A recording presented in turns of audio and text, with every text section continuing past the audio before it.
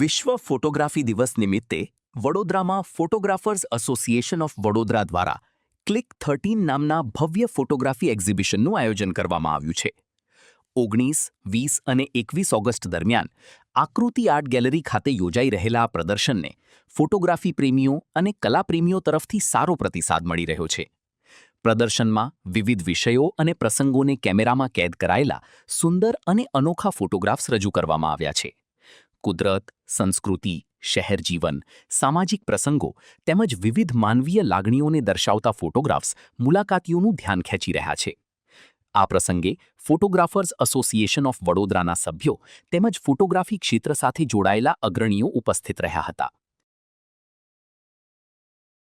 આ એક્ઝિબિશન આપણા વડોદરાના બધા શહેરના જે ફોટોગ્રાફર છે એમનો એક એક્ઝિબિશન હોય છે અને દર વર્ષે આ એક્ઝિબિશનની ક્વોલિટી સારી થતી જાય છે. આપણે વર્ષમાં જેટલા પણ અહીંયા આપણા ફેસ્ટિવલ કે કાર્યક્રમો થાય છે એ બધાનું આ લોકોએ કેપ્ચર બહુ સારી રીતે કર્યું છે. આજનો વર્લ્ડ ફોટોગ્રાફી દિવસનું સેલિબ્રેશન કરીએ છીએ.